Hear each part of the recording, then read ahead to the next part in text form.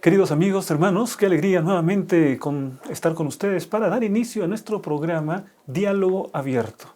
Estamos empezando una nueva serie de estudio de la Palabra de Dios, esta vez basado en el libro de Juan, una lección que lleva por título Temas en el libro de Juan. Y sin duda va a ser una experiencia maravillosa de estudio de la Palabra de Dios, así que les invitamos a estudiar la lección de la Escuela Sabática. En esta semana vamos a empezar con un tema titulado Señales que indican el camino. Y tenemos a un invitado muy especial con nosotros, que es el pastor Benjamín Rojas Yauri. Él es el decano de la Facultad de Teología de la Universidad Peruana Unión. Pastor Benjamín, ¿cómo está? ¿Qué tal? Bienvenido. Bueno, contento de estar en el programa Diálogo Abierto. Creo que es un programa que, por la gracia de Dios, es de beneficio para la gente que lo escucha, para los miembros de la iglesia. Ya tiene muchos años en el aire y bueno, gracias también por estar al frente de este programa, porque no es sencillo estar al frente del programa de Diálogo Abierto. Sin embargo, creo que debe de mantenerse porque la iglesia lo requiere, los oyentes de Nuevo Tiempo, que son miles, millones posiblemente, también lo requieren y me parece que debemos de seguir adelante. Así que gracias por darme la oportunidad también de estar acá. Bueno, amigos, todos saben que, bueno, por lo menos la mayor parte de ustedes saben que nuestro querido pastor Benjamín ha sido el director del programa Diálogo Abierto en ediciones pasadas. ¿Cuántos años al frente del programa, pastor? Bueno, ya no recuerdo exactamente los años que estuve al frente, pero fueron varios, ¿no? Especialmente de la pandemia, creo que fueron varios. Antes de eso también estuvimos acompañando a quienes dirigían el programa, ¿no? Muy bien, bueno, entonces ahora está como invitado, pero siempre es un placer tenerlo aquí al pastor Benjamín Rojas. En esta oportunidad tenemos la lección que lleva por título Señales que indican el camino. Vamos a reflexionar sobre el contenido de este primer tema en el libro de Juan. Pero antes, pastor Benjamín, una oración para empezar. Ok, vamos a orar, oremos. Padre querido, Señor, te agradecemos porque nos das la vida. Gracias porque también nos das tu palabra. Y en esta ocasión vamos a iniciar el estudio de un libro muy importante, el libro de Juan. Y pedimos, Señor, tu dirección, que tu Santo Espíritu, tu Santa Presencia, pueda iluminar nuestras mentes, pueda guiar nuestras palabras, para que aquí nosotros, Señor, podamos compartir tu voluntad. Pero también pedimos que allá donde están nuestros amigos escuchando a través de la radio, a través del canal YouTube, tú puedas manifestarte para que ellos también entiendan tu voluntad en esos lugares, que tu presencia los acompañe, que responda también a sus necesidades, a sus pedidos. Sé Dios para cada uno de ellos, Señor. Te pedimos eso en el nombre de nuestro Señor Jesús. Amén. Amén, amén. Muy bien, estamos entonces listos para empezar el estudio de esta lección. Ya habíamos mencionado el título, Señales que indican el camino. Pastor, ¿por qué se necesitan señales y a qué camino se está refiriendo? Bueno, es interesante que en la palabra de Dios, por ejemplo, cuando nosotros leemos el libro de Hechos, encontramos de que una manera en la que se llamaba el cristianismo en un primer momento era el camino, ¿no? Eran los del camino. Entonces, es muy probable que cuando nosotros tengamos acá este título, Señales que indican el camino, está haciendo referencia justamente a este hecho, al hecho de que empieza un movimiento salvífico en este mundo liderado por el Señor Jesús. Y el Señor Jesús es el que va a proveer las señales que muestran que ha iniciado un momento diferente, un momento de restauración, un momento en el que el ser humano tiene que alcanzar la salvación, que es lo que Dios quiere, ¿no? Y entonces Él inicia su ministerio y se inicia el camino de retorno para el cielo, por así decirlo, ¿no? Aparentemente, entre los judíos, una de las cosas que más solicitaban eran señales, ¿no? Querían señales para ver si realmente Jesús era el Mesías. No siempre Jesús les dio las señales, pero sí hubo señales que indicaban que Jesús era el Mesías, a quien todos debían recurrir para encontrar salvación y vida eterna. ¿Y cuál fue la primera de las señales que Él dio en su ministerio? Bueno, con certeza que hubieron capaz otras, pero el apóstol Juan registra una y dice, esta es la primera señal que hizo, ¿no? Bueno, el Señor Jesús no estuvo sin hacer nada hasta el inicio de su ministerio. Él ya hizo varias cosas en el inicio de su ministerio. Incluso el bautismo del Señor Jesús es una señal sumamente importante del inicio de su ministerio. Pero hablando de la redención humana, yo creo que lo que está registrado, que es lo que estudiamos en esta lección, en Juan capítulo 2, versículo 1 al 11, que es el milagro que él va a hacer en las bodas de Caná, es una señal importantísima. Por eso que el apóstol acaba diciendo en el versículo 11, dice, este principio de señales hizo Jesús en Caná de Galilea, ¿no? Dando inicio a estas señales de la redención humana. O sea, porque tal vez el apóstol Juan se va a concentrar en esta primera etapa y también en la lección se está concentrando en eso, me parece, es la redención del ser humano. De alguna forma, la llegada del Mesías era importante para los judíos, pero los judíos pensaban en la llegada del Mesías más como un libertador de la opresión romana, no como un redentor de la opresión del pecado, de la liberación del mundo de pecado. Y lo que Juan va a dejarnos claro es que el Señor Jesús no viene a libertarnos de la opresión romana, sino que viene a libertarnos de una opresión mayor, que es el pecado. El ser humano está hundido en la maldad, su imagen ha sido desfigurada, y entonces ahora Él viene para poder darnos esa redención. Y eso es lo que se muestra en esta primera señal. Ahora, es interesante que este primer milagro que relata Juan se realice en un entorno social y con una fiesta de bodas, ¿no? Una fiesta de bodas, hay muchos invitados, hay mucha gente que se encuentra reunida allí. ¿Por qué será que Jesús escoge este ambiente, un ambiente festivo, de mucha gente, para dar ese primer milagro, para hacer ese primer milagro? Yo creo que en la vida del Señor Jesús no hubo nada que fue, digamos, una casualidad. Nada fue algo no meditado. Todo fue premeditado, todo era parte de un plan que se iba cumpliendo y el Señor Jesús hacía las cosas conforme Él sabía que debía de ir haciéndolas. Por eso que Él siempre va a hablar de que el tiempo no ha llegado, todavía no es mi tiempo, ahora es el tiempo. Entonces, cuando leemos la palabra de Dios tenemos que tener mucho cuidado en ese sentido. Cuando leemos el Evangelio según San Juan, especialmente, nosotros vemos que inicia como inicia el libro de Génesis, ¿no? Con el Creador, mostrando quién es el Creador. Es interesante que hay estudiosos que van a decir que el Evangelio según San Juan tiene mucho parecido a toda la historia de la creación y también a la historia de la redención que se va a producir en el libro de Éxodo o la liberación del pueblo de Israel. Si nosotros unimos todas estas cosas, entonces para el Señor Jesús, empezar con unas bodas, empezar en una reunión donde estaba dándose origen a una familia, era clave, era importante, porque es así como empieza el planeta Tierra. El planeta Tierra inicia justamente con una familia, con la formación, con la unión de Adán y Eva, y entonces ahora la nueva creación, la nueva restauración, el volver, porque el ser humano nosotros sabemos que cayó en pecado, pero el volver allá, entonces el Señor Jesús otra vez lo inicia con este elemento clave que se menciona en Génesis, que es la inauguración de la familia, ahora también se inicia con la familia. Muy interesante paralelo. Leo el texto bíblico, pastor, dice aquí en el versículo 3, San Juan capítulo 2, versículo 3, y faltó vino. Entonces la madre de Jesús le dijo, no tienen vino. Jesús les dijo, ¿qué tienen que ver esto con nosotros, mujer? Aún no ha llegado mi hora. Subrayo esta última declaración, aún no ha llegado mi hora. O sea, lo que entiendo es que en aquel momento viene María trayéndole la mala noticia, que también sería una deshonra para la familia quedarse sin vino en medio de esa fiesta. Y le dice, no tienen vino, y Jesús le dice, no ha llegado mi hora. Como que parece que el milagro no va a acontecer. Y sin embargo hace el milagro. Es una contradicción, ¿no? ¿Por qué él dice, no ha llegado mi hora, pero después inmediatamente llega el... ¿Qué podríamos entender? Bueno, pero el asunto es que nosotros estamos pensando que tal vez no se ha completado algo. El Señor Jesús en realidad inicia algo, pero todavía no se está completando el proceso, porque nosotros sabemos que para la redención del ser humano, el Señor Jesús necesitaba morir. El Señor Jesús necesitaba vivir la experiencia de la entrega total, la resurrección, y luego de eso todavía continúa un trabajo más en el cielo para la redención plena del ser humano. pero el primer paso se estaba dando en ese momento. Entonces, cuando el Señor Jesús dice, mira, todavía no es el momento indicado ahorita, no es que Él no dijo, bueno, acá ya me presionaron, ¿qué voy a hacer? Voy a comenzar, no me queda otra, ¿no? No me queda otra.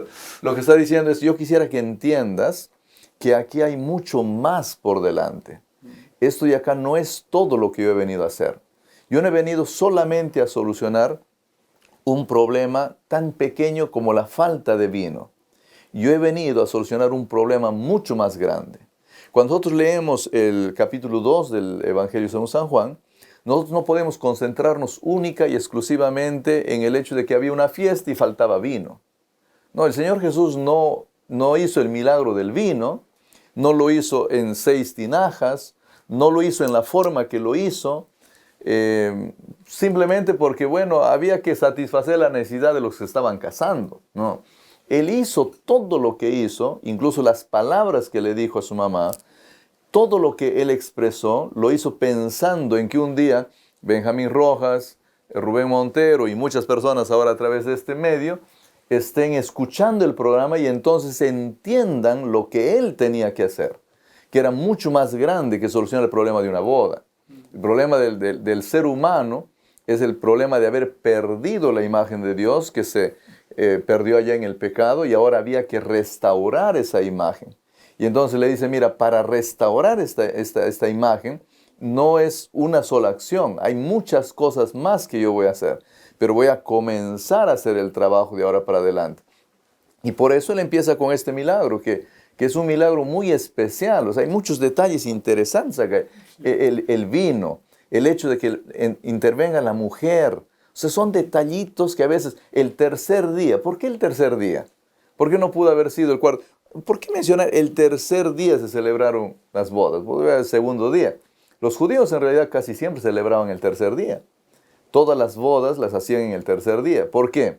Porque en el Antiguo Testamento, cuando uno lee la creación, resulta que el tercer día es un día que parece que tuviera doble bendición. Se dice 2 veces era un día bueno, ¿no? Fue un bueno, pero en este caso es 2 veces se menciona la palabra bueno en hebreo. Y entonces existe todo un... Cada palabra tiene ahí un significado. Cada cosa tiene un significado. El Señor Jesús cada cosa la hizo muy bien pensada, ¿no? Pastor, resulta extraordinario cómo la misión del Señor tiene que ver con la humanidad, una trascendencia universal, por así decirlo, que abarca a todo el mundo y sin embargo se detiene para solucionar el problema de una familia, ¿no? El gran Dios del cielo ocupado en cosas importantes, pero también en los detalles de la vida de las personas. Sí, y detalles que nos dan lecciones importantísimas. Ahora en el tiempo en el que estamos viviendo, especialmente cuando la familia está siendo atacada, creo que es importante que nosotros reflexionemos en este punto. ¿Por qué el Señor Jesús inicia todo con una familia, restableciendo una familia, bendiciendo una familia, solucionando el problema de una familia? Porque la familia es clave en el proceso de la redención. Cuando nosotros estudiamos el libro de Génesis, nos encontramos que cuando Dios crea al ser humano, lo crea a su imagen y semejanza, pero cuando lo crea a su imagen y a su semejanza, lo crea justamente en la combinación de varón y mujer. En esa unión de varón y mujer, en esa unión perfecta de complementariedad, el Señor Jesús dice en el momento de la creación, ¿saben? Aquí está la imagen de Dios. Los voy a crear a imagen de Dios, a semejanza de Dios en esa relación especial. Hoy en día la sociedad está tratando de, no sé si destruir, pero no comprenden bien la importancia del hogar. La importancia, hay un ataque al matrimonio tremendo que no viene solo de la parte social. O sea, en realidad quien está detrás es el enemigo de Dios. Es el diablo el que está luchando para destruir esto.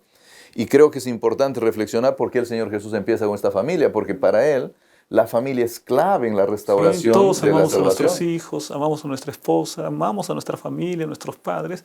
Y Satanás intenta destruir al ser humano empezando por aquello que más ama, ¿no es cierto? Que son las personas que están al lado nuestro. Y es lo que más ama a Dios también. Exactamente. Es lo que más ama a Dios. Porque es lo que nos está enseñando el Señor Jesús. Está diciendo, mira, yo amo la familia. Yo estoy dispuesto a hacer todo por la familia, por mantener a la familia. Porque Él creó la familia. Y cuando nosotros no estamos, o hay veces desvalorizamos a la familia, O a veces las ponemos a un lado y decimos, bueno, no, la familia algún día será, pues no, yo soltero estoy mejor, ¿no es cierto? Lo que estoy diciendo es que el Señor se confundió, el Señor se equivocó, que la familia no es vital. Pero aquí en Juan, como en Génesis, el Señor nos está recordando la familia es clave, tómalo en cuenta. Si eres un joven, de paso aquí aprovecho para mencionar algo para los jóvenes, ¿no? Si eres un joven en edad de matrimonio, 23, 24, 25 años, es importante que nosotros reflexionemos en cuán necesario es formar un hogar y qué es la voluntad de Dios para mi vida. Porque la voluntad de Dios para mi vida no es que me quede solo. La voluntad de Dios es que yo forme un hogar, porque eso es todo parte de un proceso de redención en el ser humano. Amén. ¿Cuánto significado en este capítulo? Hay también aquí el elemento del agua que es transformado en vino. ¿No? Esa transformación del agua en vino puede parecer, digamos, un relato de lo que sucedió apenas, pero tiene también un trasfondo espiritual. El agua tiene un simbolismo espiritual, el vino tiene un simbolismo espiritual. ¿Cuál es ese simbolismo que está detrás de esa transformación del agua en vino? Bueno, el vino para los judíos era un elemento que representaba gozo, alegría. Nosotros encontramos en la Biblia muchas veces el vino, ¿no? Pero un libro en el que se menciona muchísimo el vino, el jugo de la uva, es el libro de Cantar de los Cantares, donde justamente está pues la relación familiar, ¿no? La relación de gozo, de felicidad que tienen que tener los esposos. Pero el agua, por otro lado, también es un símbolo de purificación. Por eso que los judíos tenían, en este caso, eran 6 vasijas, ¿no? Cada una de 100 litros más o menos. O sea, eran grandes, no eran pequeñas. Pero estas vasijas, que eran 6, ¿no? De forma especial también, tenían que ser llenadas con agua y era parte del proceso de purificación. Cuando una persona estaba contaminada por el pecado, necesitaba lavarse para ser purificado. O sea, era como una especie de transformación, no es que ocurría algo físico, pero era una transformación en la que la persona pasaba a una condición diferente. Es como en el Antiguo Testamento nosotros encontramos, por ejemplo, que cuando alguien tocaba sangre o cuando una dama estaba en el periodo menstrual, tenía que lavarse con agua y entonces ahora ya pasaba de una condición de impureza para una condición de pureza. El agua era un símbolo que ayudaba a este traspaso, ¿no? de una purificación, de una situación mala a una situación buena, por así decirlo. El jugo de la vid, el jugo del vino, que también la Biblia lo usa como un símbolo, especialmente en el Nuevo Testamento, de intoxicación, de algo malo y negativo. Pero en el Antiguo Testamento hay muchos lugares donde se habla como si fuese un símbolo, y especialmente en el libro de Cantares, de gozo, de felicidad, de alegría, ¿no? Y el hogar, para que sea un hogar que Dios pueda bendecir, necesitaba tener gozo, alegría, felicidad. Entonces, en esta transformación, lo que nosotros vemos, el milagro lo que está diciendo es, ¿sabes qué? Yo soy el único capaz de hacerte pasar de la verdadera situación anterior de impureza, de infelicidad, hacerte pasar a una situación de pureza y felicidad. Porque el Señor Jesús es el único que puede hacer eso. Nadie más lo puede hacer. Uno puede pensar, ¿no? En mi hogar está lleno de amargura, lleno de venganzas, de resentimientos. Eso podría ser como el agua. Y solo Jesús es aquel que hace posible que ese hogar pueda ser transformado en un hogar feliz, un hogar de amor, un hogar en que los hijos conozcan al Dios verdadero. Es Él el único que puede hacerlo, el que puede transformar en nuestro hogar también. Y eso es correcto, solo el Señor Jesús. Ahora, lo otro interesante es que acá esto ocurre al final de la fiesta. No ocurre al principio. Estaban satisfechos, ellos eran suficientes, ¿no? Ellos eran suficientes, porque es así como empiezan los hogares, ¿no? Los hogares empiezan y para ser feliz el recién casado no necesita ni de Dios, ¿no? O sea, él con la novia ya están casaditos, pero pasan los meses y a los 6 meses ya comienzan los problemas. Al año algunos ya están queriendo divorciarse, ¿no es cierto? Y a los 2 o 3 años la situación se pone compleja. Y entonces no hay situación desesperante, no hay situación que ya no tenga solución para Dios. Porque Dios justamente está cuando nosotros pensamos que ya nada lo va a solucionar, ¿no? Y ahí es que Él entra en juego. Ahora, la historia de aquí, de este capítulo que estamos leyendo, este milagro, en el versículo 11 termina diciendo: este principio de señales hizo Jesús en Caná de Galilea y manifestó su gloria y sus discípulos creyeron en él. O sea que esta es la primera señal que entonces empieza a decir, estamos en el camino correcto. Este es el Mesías, ¿no? Es una señal que los lleva a la aceptación de Jesús como el Mesías. Aunque todavía no entendían todo lo que significaba ser el Mesías, pero ya estaban inclinados a creer que Él es el Mesías. Ahora, es interesante notar que los discípulos no creen porque el milagro se ha hecho en ellos. Ellos creen porque el milagro es hecho en otros. Y yo creo que esa es otra lección importante para nosotros, porque los hijos de Dios que hoy en día transitamos en este mundo, a veces queremos que los milagros se hagan en nosotros para recién creer. Pero debería de ser suficiente, porque el texto, como bien tú has leído, dice, los discípulos, ¿no? O sea, los que eran sus discípulos, en otra palabra, sus discípulos, creyeron en Él.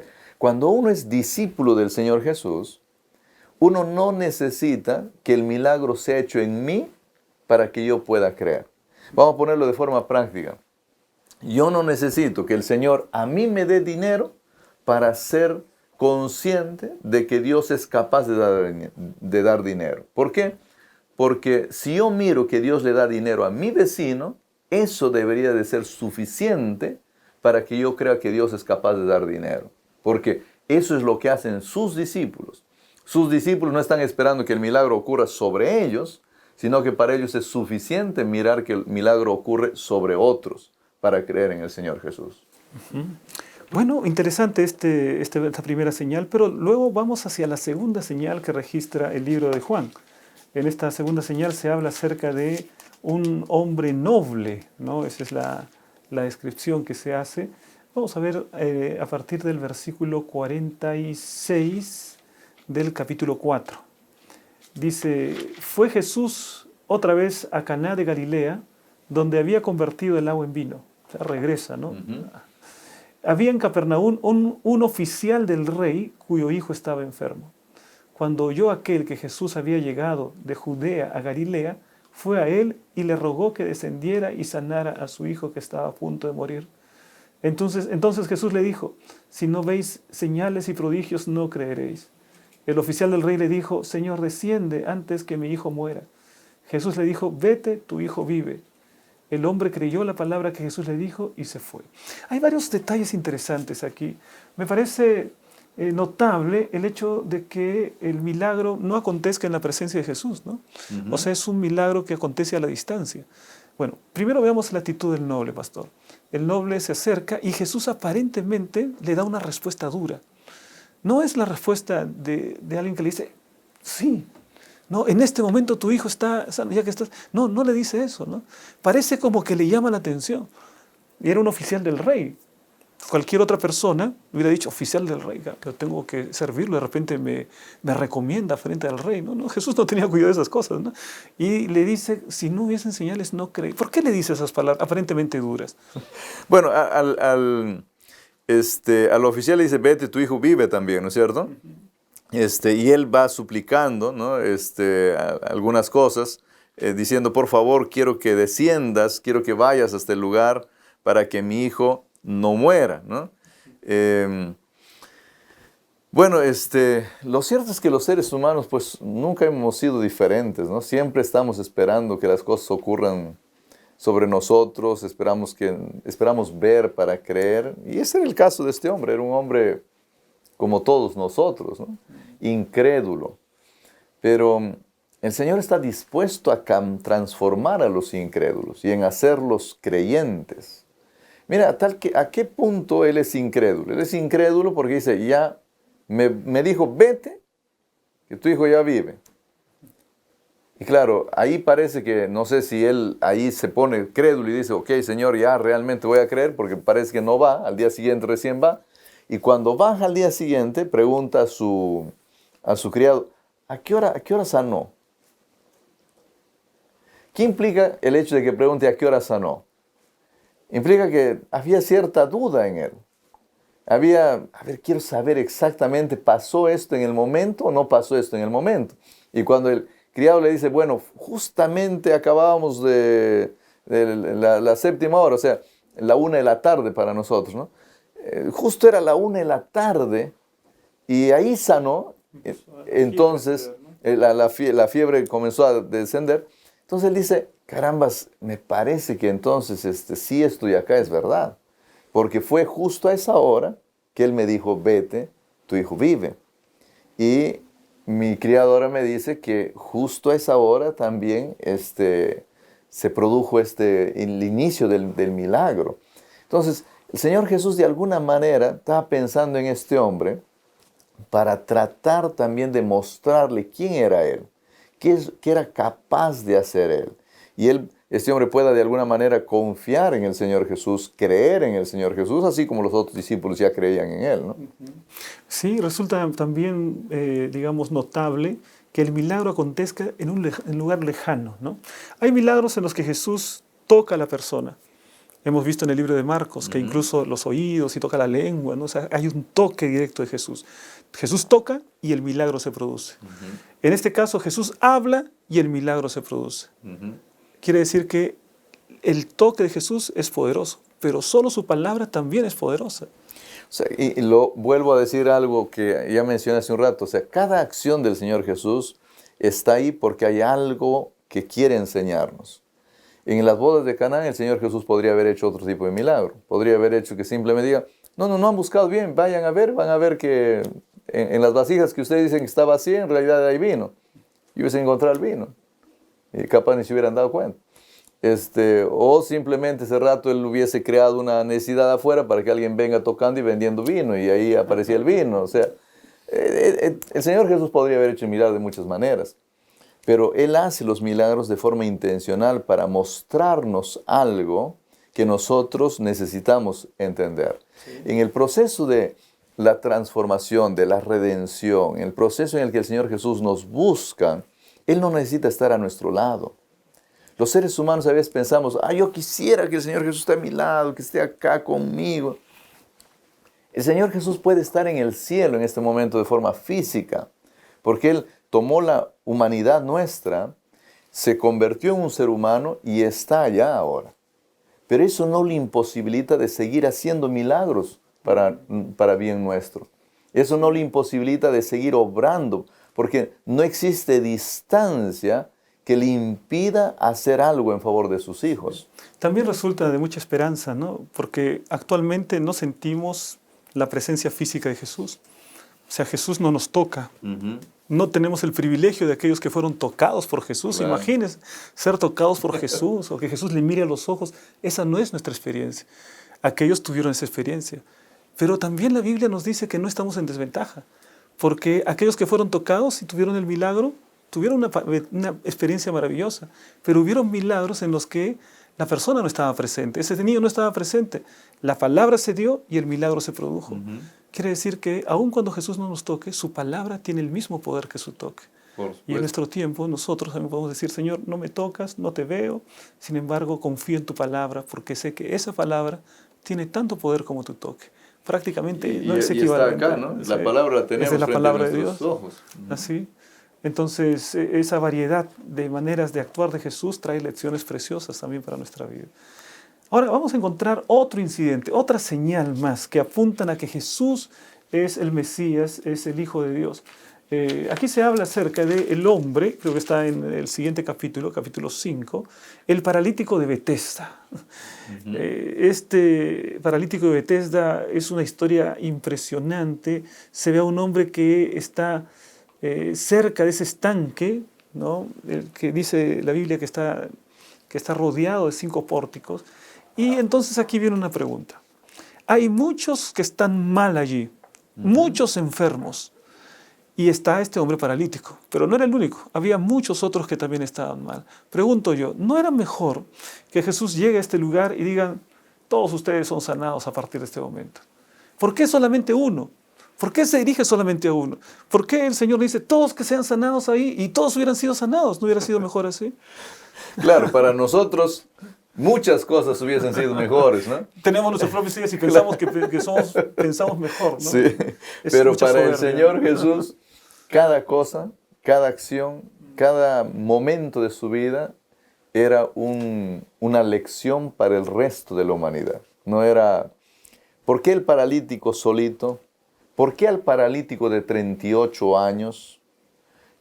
¿Por qué justo al lado del tanque de Betesda, donde se supone que un ángel bajaba y movía el agua y se producían los milagros? Seguramente que alguna vez alguien sanó, por eso es que la gente estaba ahí, si no, ya hace rato se hubiesen ido, ¿no? Pero la gente, algo ocurría, por eso que ahí se quedaba. Entonces, creo que nosotros tendríamos muchas cosas para pensar, meditar ahí, pero creo que una de las cosas que nosotros deberíamos de reflexionar acá es que el Señor Jesús tiene interés de levantar a seres humanos que por su propia conciencia, porque este paralítico sabía que él estaba en un camino equivocado, por su propia conciencia estaban conscientes de que no habían hecho bien en su vida, que ellos merecían estar en cierto lugar, que ellos debían de estar en esa situación. Pero Dios es capaz de decir, ¿sabes qué? En esa condición en la que tú estás, que tú crees que es la que a ti te corresponde, yo te voy a sacar. Te voy a sacar porque no es la que te corresponde. Yo puedo sacarte de la que tú crees que te corresponde. Y de ese tipo de seres humanos hay muchos en este mundo, que por causa de su pecado, por causa de decisiones personales, propias, viven ciertas experiencias de vida y dicen, ok, es lo que yo me busqué y así tengo que vivir, ¿no? Pero Dios puede sacarnos de esa situación también. Y creo que es una lección importantísima que nosotros encontramos ahí en esa historia. Ahora, esta es una historia, digamos, aquella que el ángel mueve las aguas, pastor, es una historia que tiene, digamos, un origen así de superstición, o realmente habían milagros cuando se movía. Decía que se habla acerca de Era más una historia de superstición, no era una historia que realmente pasaban las cosas, hasta donde yo por lo menos sé, no sé si has leído algo al respecto, pero hasta donde yo por lo menos sé, no era algo que realmente, digamos, el Señor mandaba un ángel y usaba el agua para sanar a los enfermos de Israel. El Señor usaba otros medios, Él tenía profetas, Él tenía gente que podía hacer algunas cosas, pero no estaba mandando ángeles para mover aguas y sanar. Entonces, de todas maneras, el ser humano cree cosas fácilmente, o sea, el ser humano muy fácilmente va donde parece que las cosas ocurren, donde él puede palpar, puede mirar, eso le gusta al ser humano, ¿no? Sí. Aquí tenemos un ejemplo también del poder del Señor, porque imagino que cuando uno ve una gran cantidad de enfermos, ¿no? El Señor Jesús va y se dirige al que está en la peor situación. O sea, dentro de todos, el caso más difícil, el caso más crítico, ¿no? No sana a todos, pero dice, sí, si yo sano a este, ustedes entenderán que puedo sanar a todos también. Pero el objetivo no es tanto el Señor sanar a todos, porque después de ser sanados murieron. Todos los que fueron curados por Jesús, después murieron. Y sin embargo, el milagro aconteció solamente con uno. Bueno, en el mundo judío en realidad estaba lleno de ideas místicas, habían tradiciones, pensamientos, ¿no? Respecto a distintas áreas, ¿no? Los judíos no eran uniformes en su creencia, los judíos estaban muy divididos. Si uno comienza a contar los grupos de los judíos, habían, no sé, 14, 15 grupos, y cada uno tenía creencias diferentes sobre la muerte, sobre qué es lo que ocurre con el ser humano. En ese sentido, el tanque de Betesda era otra de esas tradiciones interesantes, ¿no? Que suponían que un ángel venía, movía el agua y entonces pues se producían milagros.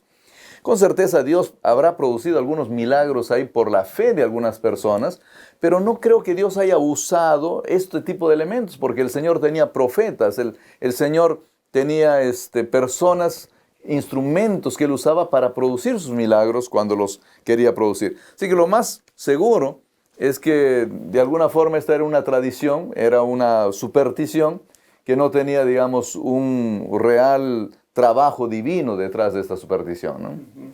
Bueno, la historia resulta muy interesante porque entre todos los que estaban allí, Jesús elige a este hombre, que era el caso más desesperado, casi como dando una lección, decir, ¿no? Como decir, si yo sano a este hombre, no tengan duda que yo puedo sanarlo a todos. Pero la misión de él no era sanar a todos.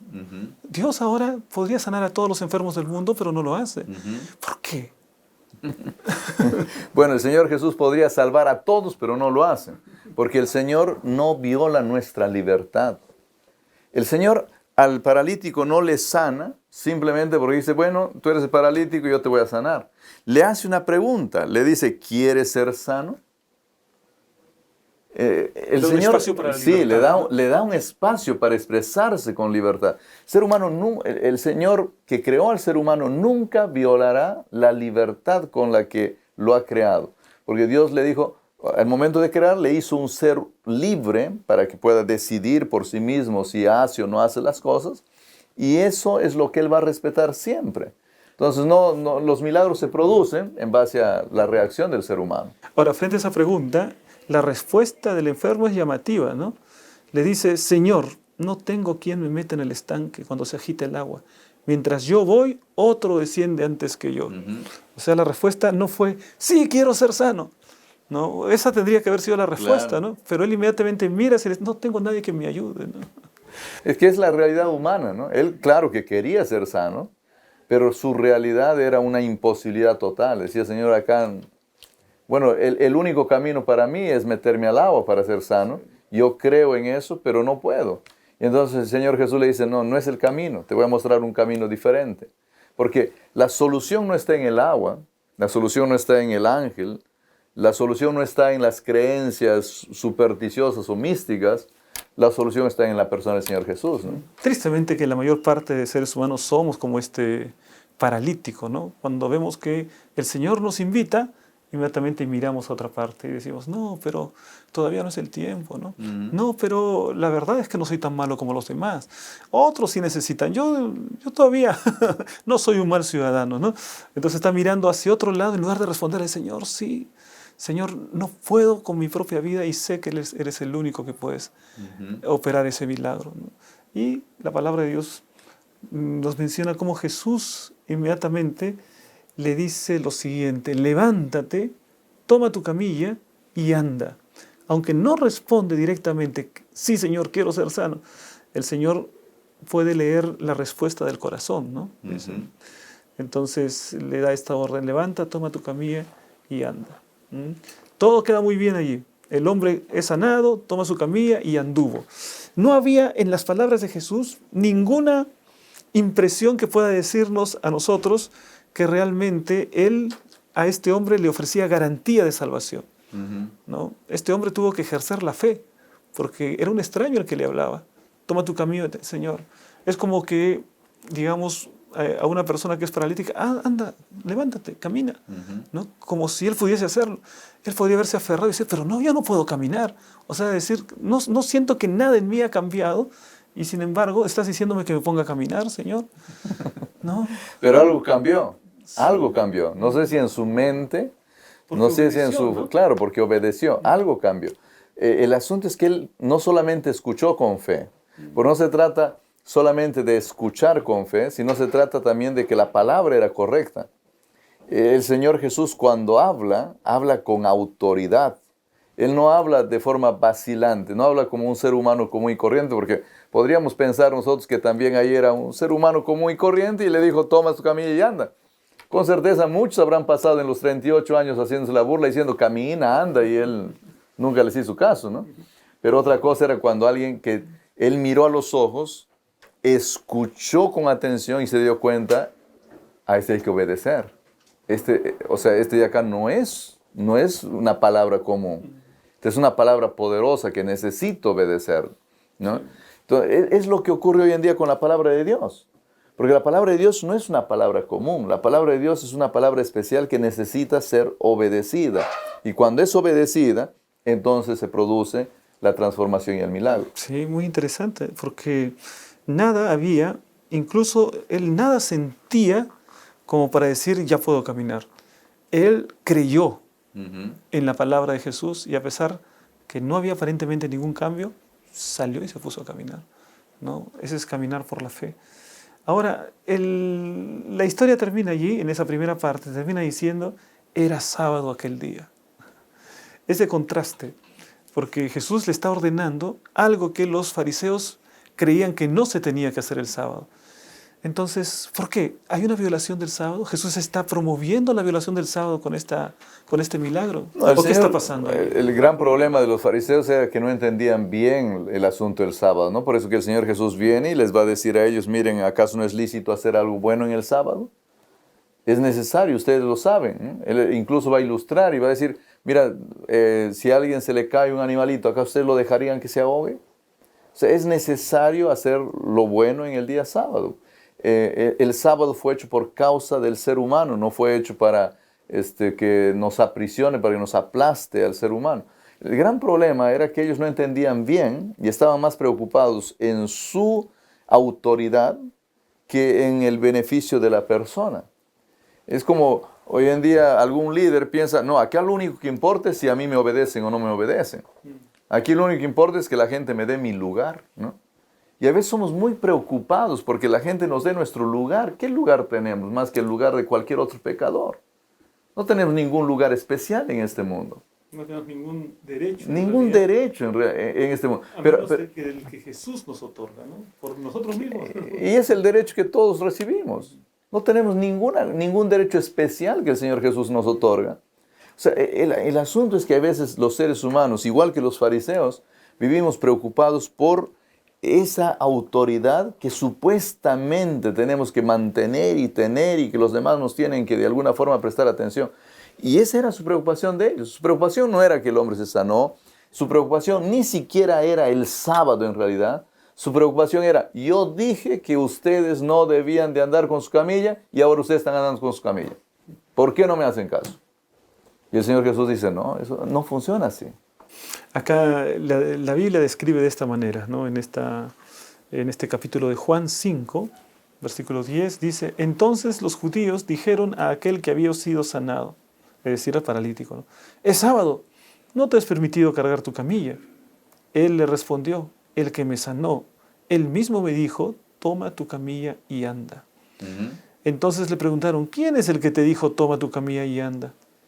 Pero el que había sido sanado no sabía quién era. Interesante, porque Jesús se había apartado de la gente que estaba en aquel lugar. Después lo halló Jesús en el templo y le dijo, mira, has sido sanado, no peques más para que no te suceda algo peor. Y bueno, y la historia continúa, el hombre se fue y contó a los judíos que Jesús era quien lo había sanado. Y de ahí querían matarlo. Sí.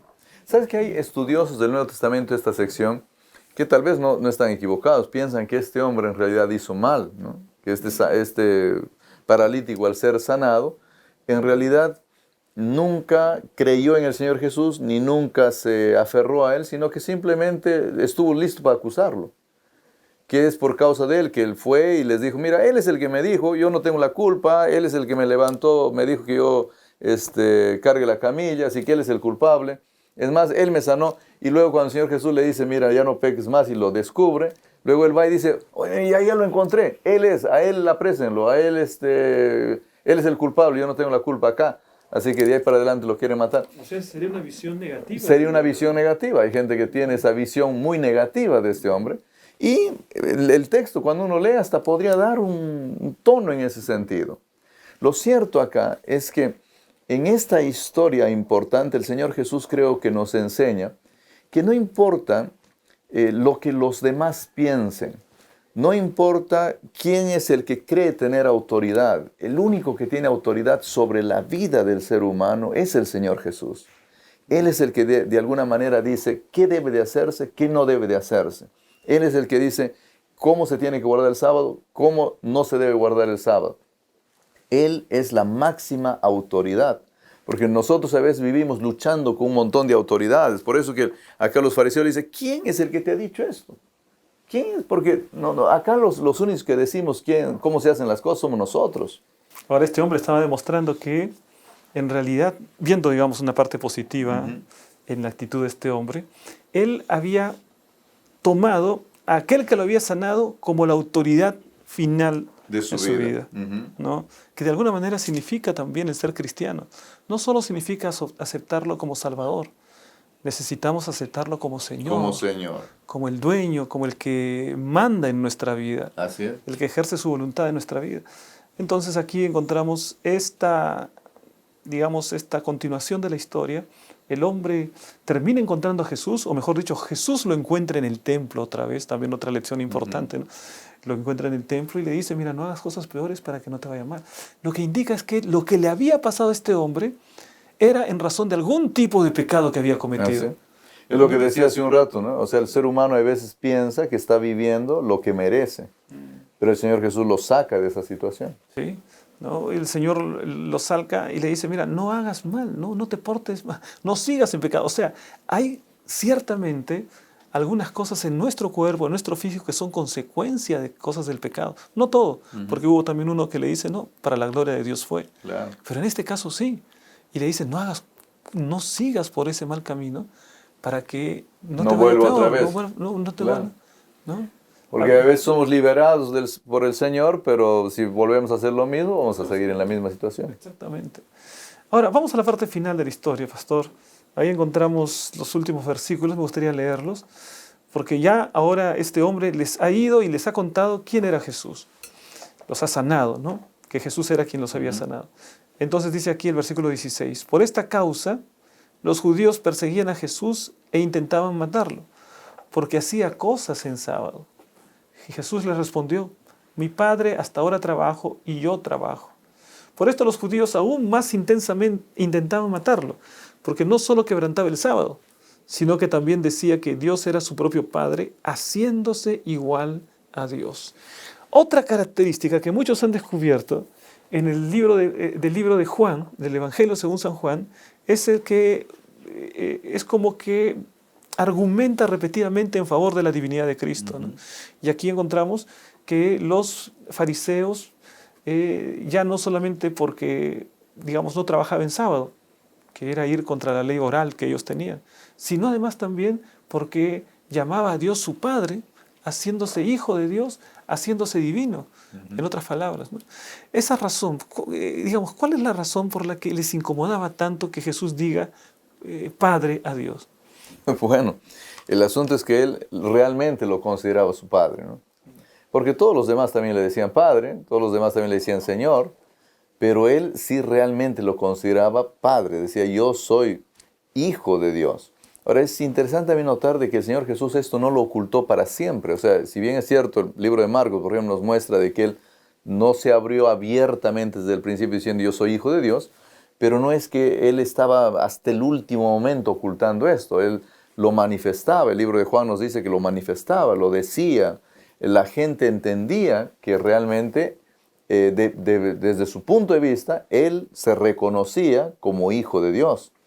Y claro, eso era incómodo para un judío, porque eso era decir, ok, sabes, yo soy prácticamente Dios.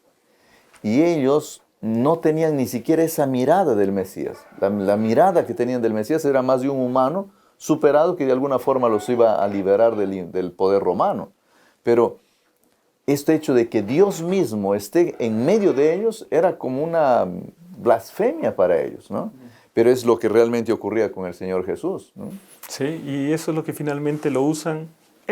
Y muchos otros temas sirven para la calumnia que ellos quieren o realizan para poder llevar a Jesús a la... Bueno, tal vez antes de cerrar, a mí me gustaría mencionar el hecho de que cuando nosotros leemos estos pasajes de la Biblia, lo que a mí me llama la atención es que ellos miraban cosas sorprendentes delante de sus ojos, pero no podían observar a Dios delante de sus ojos. O sea, estaba ahí presente. Ciegos espiritualmente. Ciegos espiritualmente. No miraban eso. Miraban que el paralítico se había sanado. Miraban el milagro de la conversión del agua en vino. Miraban muchas cosas. Miraban la autoridad que tenía este hombre. O sea, no era un hombre sin autoridad. Él cuando hablaba realmente tenía autoridad. Pero nada de eso ellos captaban. Estaban ciegos. Yo diría, no solamente ciegos, sino tercos, cerrados en su orgullo, en el hecho de que nadie puede ser más de lo que yo soy. Pastor, ¿qué llamado, qué aplicación directamente a la vida de las personas nos puede dar en relación con el estudio de la lección de esta semana? Bueno, yo creo que uno de los llamados más importantes, o tal vez las lecciones más, el resumen, diría, lo encontramos prácticamente en el último día de la lección, cuando ahí Elena Jaron de Huay escribe: nosotros mismos somos tan incapaces de vivir una vida santa como aquel lisiado lo era de caminar. El ser humano es incapaz de alcanzar la redención si no es a través de la obra superior de nuestro Dios que viene y se encarna en este mundo. Si nosotros no somos conscientes de que por nosotros mismos no podemos hacer nada y que estamos en igual condición que todos, en realidad estamos perdidos. Si por alguna razón en nuestra mente entra el mismo espíritu del fariseo, pensar que yo por alguna razón estoy un poquito mejor que los demás, ¿no? Entonces ya estoy perdido.